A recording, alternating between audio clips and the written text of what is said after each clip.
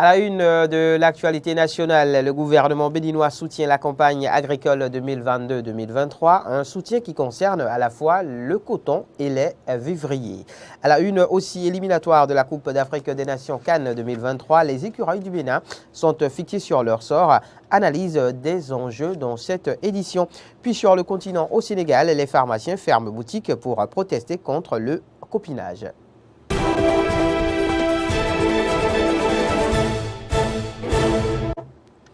Voilà pour le sommaire. Bonsoir à toutes et à tous. Merci de nous préférer pour vous informer. Bienvenue. Le gouvernement béninois soutient la campagne agricole 2022-2023, un soutien qui concerne à la fois le coton et les vivriers. Voici à ce sujet les explications du secrétaire général adjoint et porte-parole du gouvernement, Wilfried Léandre Rongouidi. Depuis 2016, quand les engrais sont mis à la disposition des cotonculteurs, il y en a également qui sont mis à la disposition des producteurs de vivriers. Autrement, nous n'aurions pas atteint les niveaux de performance que nous avons commencé à réaliser et nous n'aurions pas sur notre marché la disponibilité de vivriers. Donc la mesure concerne aussi bien les cotonculteurs que les producteurs de vivriers. Et c'est ça le plus important. Le vivrier, pour faire en sorte que quand tout le monde annonce, ou certains experts annoncent que si rien n'est fait, beaucoup de pays vont à la disette ou à la famine.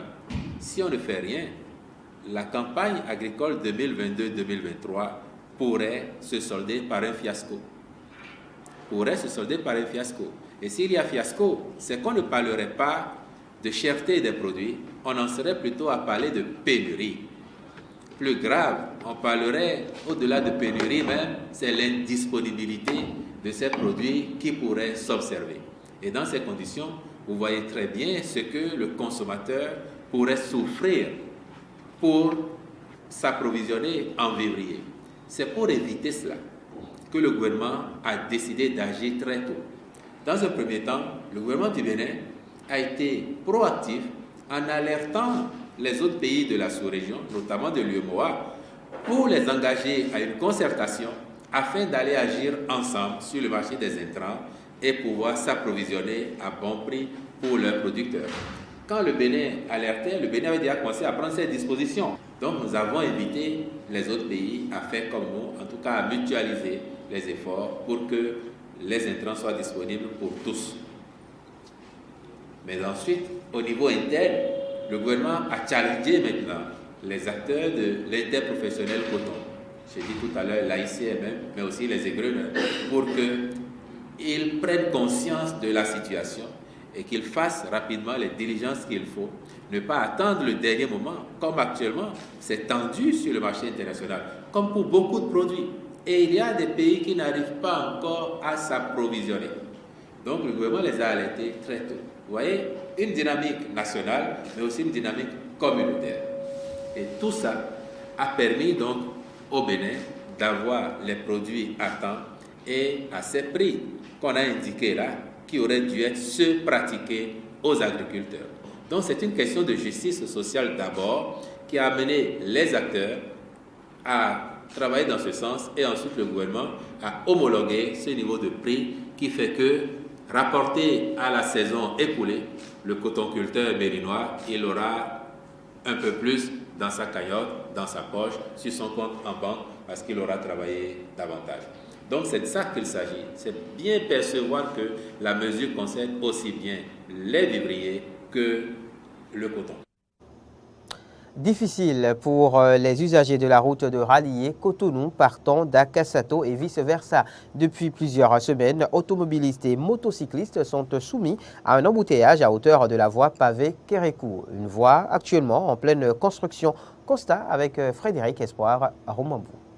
Des véhicules en file quasi interminables, des motos roulant à pas d'escargot, des piétons aussi. C'est ce que vivent les usagers de la route à hauteur de la voie pavée Kérékou depuis plusieurs semaines. En effet, tombée dans l'escarcelle des voies à asphalter, la voie pavée Kérékou fait peau neuve. Et c'est pour finaliser la jonction de cette voie en construction à la principale, menant d'Akasato vers Cotonou, que le carrefour est fermé. Une situation qui n'est pas sans difficulté pour les usagers.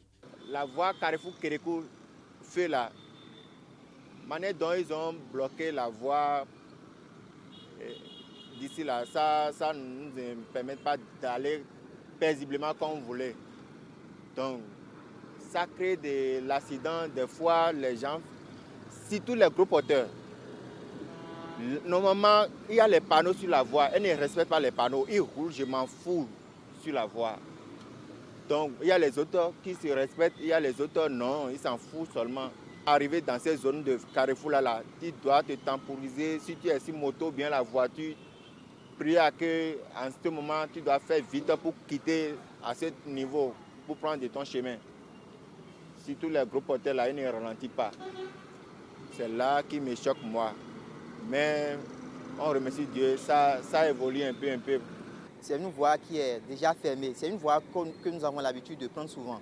Mais à ce niveau, ils sont en train de faire l'alphatage et puis la voie est fermée. Donc nous avons des difficultés à pouvoir traverser d'abord la voie parce que moi, je devais traverser depuis l'autre côté, mais il faut que je compte, je chemine, je suis le long du trajet jusqu'à ce niveau avant de virer.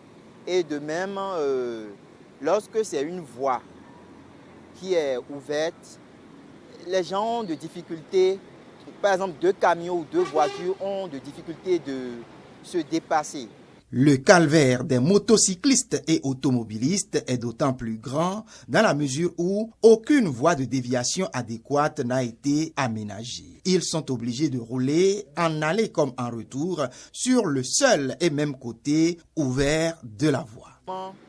Une fois que la voie a été fermée ici, s'il y avait un endroit où ils pouvaient ouvrir de l'autre côté pour permettre à ce qu'on contourne et rejoigne l'autre voie, ça serait plus facile et puis on éviterait moins d'accidents, beaucoup d'accidents et ça va aller. En attendant donc que les travaux aillent à leur terme pour offrir un possible confort à ses usagers, chacun se débrouille comme il peut. En page culture, 2 mois après l'ouverture de l'exposition des trésors royaux, le nombre de visiteurs ne cesse de s'accroître. Cette semaine, les congés de Pâques ont été mis à profit par les apprenants pour faire le déplacement du palais de la Marina. Clémence Tounoucoin y a surpris quelques visiteurs. Suivez son compte rendu. Chaque semaine qui passe bat un nouveau record avec un flot impressionnant de visiteurs. L'après-midi de ce jeudi 21 avril n'a pas été de tout repos pour les médiateurs culturels. À l'entrée du site de l'exposition, c'est des milliers de visiteurs en rang ou assis à même le sol qui attendent impatiemment leur tour. Au même moment, à l'intérieur du musée de circonstance, les vagues de visiteurs se succèdent. L'attention accordée aux explications des guides et les prises de notes traduisent la satisfaction des visiteurs. Je vais faire un tour à la présidence, spécialement à l'endroit où sont exposés nos objets ramenés de la France. Je vous assure que c'est fabuleux. C'est très fabuleux et on est fiers d'être béninois et d'avoir une histoire. Et c'est ce qui nous différencie certainement des autres. Nous avons une histoire et ça nous différencie des autres. Ça fait plaisir. J'étais venu seul et cette fois-ci, je suis revenu avec les enfants. Nous sommes venus voir nos trésors emportés par les Blancs que notre cher président Patrice Talon a ramenés. Tous les objets sont jolis et beaux à voir et j'en suis très contente. J'ai eu la chance de voir ce que je n'avais jamais vu auparavant. Ils nous ont expliqué beaucoup de choses au sujet de nos rois et ça m'a fait vraiment plaisir. Quand moi je regarde, ça me fait plaisir. De ce que je ne connais pas dans ma vie, c'est aujourd'hui que je sais ça. Ce qu'on est en train de m'expliquer maintenant, je ne sais pas avant. Et c'est aujourd'hui que je sais, ça me fait tellement plaisir. Et tellement beau pour les expositions. Vraiment, c'est tellement beau et mieux. On nous a parlé des rois. Notre roi Grélé, roi Guézo, on nous a montré leur statut et comment ils font leur siège. Là où ils s'assoient, on nous a montré. Et il y a des guides touristiques qui nous montrent et nous expliquent comment ils ont trouvé les œuvres d'art. Ouais, c'est bien, c'est bien. L'autre motif de satisfaction pour les visiteurs, toutes classes sociales confondues, c'est l'opportunité qui leur est offerte de découvrir le palais de la Marine. Ça fait tellement plaisir de venir ici. Avant là, je ne sais pas qu'un jour, moi aussi, je vais mettre mon pied à la présidentielle. Et c'est aujourd'hui que je suis venu, ça fait tellement plaisir. Je n'ai jamais mis pied ici. Au moins, à cause de cette exposition, j'ai mis pied à la présidence et je suis contente. Non seulement c'est une belle occasion pour ceux qui ne sont jamais rentrés à la présidence, de rentrer à la présidence et de profiter encore pour voir les objets. Donc vraiment, il n'y a pas d'autre comble là que cela.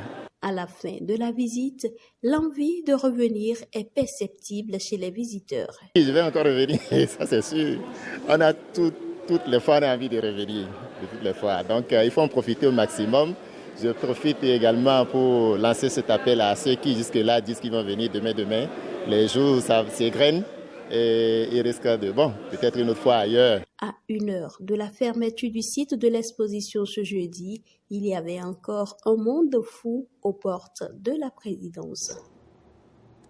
Le sport avec les éliminatoires de la Coupe d'Afrique des Nations Cannes 2023. Les écureuils du Bénin sont fixés sur leur sort. Ils sont logés dans la poule L avec le Sénégal, champion en titre, le Rwanda et le Mozambique. Moussa Latoundi, le sélectionneur par intérim de l'équipe nationale, reconnaît que la tâche ne sera pas facile, mais il promet faire plaisir aux Béninois. Écoutez. Déjà, nous avions fait une bonne préparation en Turquie. En juin, ce sont les éliminatoires, le niveau est plus élevé. Nous allons jouer contre le champion en titre, le favori d'ailleurs de notre groupe. Ça ne va pas être facile. Il faut donc s'attendre à de grands matchs. Nous allons tout donner pour faire plaisir au peuple béninois. Il faut faire très attention aux deux autres adversaires. Il n'y a plus de petites équipes. Je dis il n'y a plus de petites équipes. Il faut les prendre vraiment au sérieux pour ne pas vivre ce que nous avions vécu dans le passé. À présent, l'actualité internationale au Sénégal, les pharmaciens ferment boutique pour protester contre le copinage. Après la grève des sages-femmes et de plusieurs syndicats de travailleurs de la santé ce jeudi, ce sont les pharmaciens qui sont mobilisés hier, vendredi. Un mouvement très suivi dans les principales villes de 95 à 100% à Dakar, Louga, Fatick ou encore Mbour, selon leur syndicat. Ils dénoncent l'attribution d'une officine de Dakar à une pharmacienne au détriment d'une occupante historique. Du copinage donc, selon eux. Cette édition s'achève ainsi. Merci à toutes et à tous de l'avoir suivi. L'information se poursuit évidemment sur nos différentes plateformes Facebook, Twitter, YouTube et sur notre site internet www.benin-eden.tv.